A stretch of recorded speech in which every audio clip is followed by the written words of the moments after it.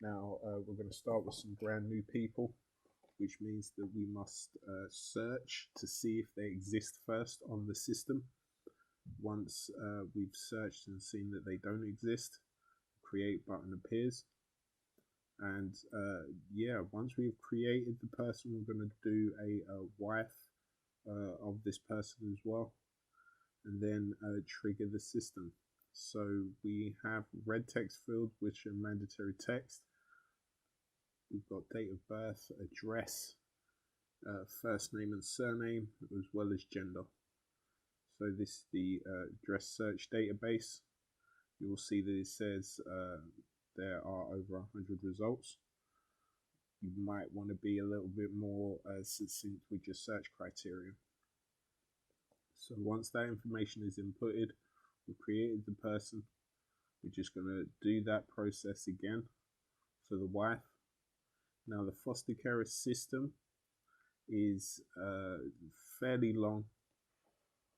We understand that this whole process could take many months, years in fact, so we've split this up into different segments so you can play this video when the time comes. So now that we've created the wife, we're going to set up the relationships. I've used suggest, which is then search the system based on the surname.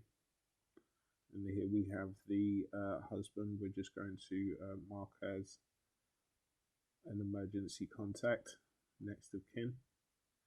And then we're going to click on add and then save to save the relationship. And now we can begin the process. So we go to basic demographics. We go to the carer and adoption section on there. And then within there, we have the ability to start a new foster carer setup. Now, information to put on prior. We're just going to link the wife with this. So we've got a link to another person option available on this screen. We are now searching for the wife. Once we have found her, we will click on select. Now you need to make sure that your search criteria is a little better than the example that I gave to get fewer results, to more easily find that person. Once we've done that, we're going to click on select. We're going to select whether the local authority is our own or other, and then we're going to click on create. Now this is the foster carer recruitment pathway, very long. The first step is to create a interest expression. So we have the button available. We're going to click that and start blank. And we are going to fill out this form. Now the minimum requirements are red text is mandatory. We know that we have 2 people attached to this form, Foster Ross and the wife, Fosteress.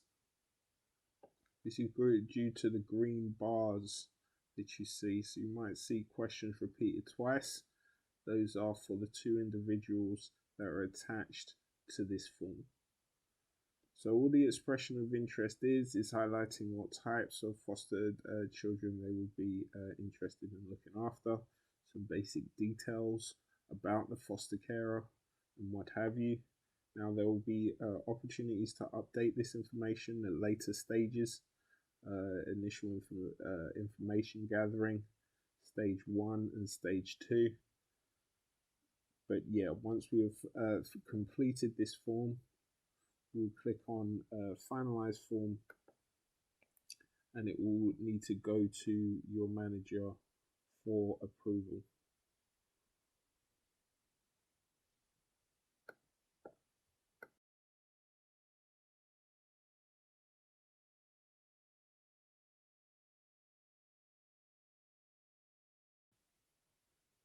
Now your manager will need to pick this task up from the foster manager's tray. Once they've done this, similar to the first step, they need to go into the form check that it is of standards. Once they've done that, they can finalize it.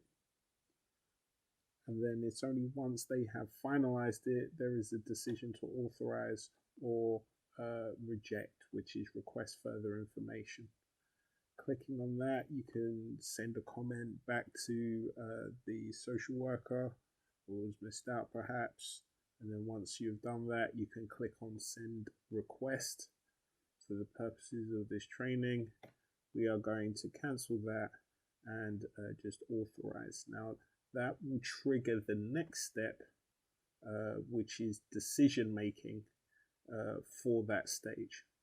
So we have an option to progress to the initial information gathering stage.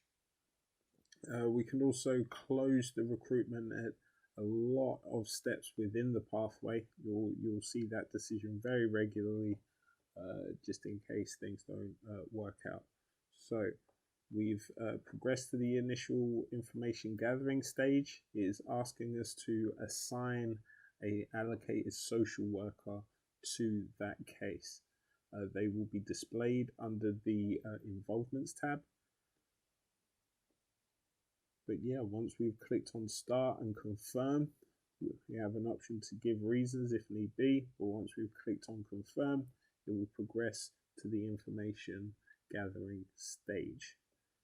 That is the end of this segment. Thank you for listening.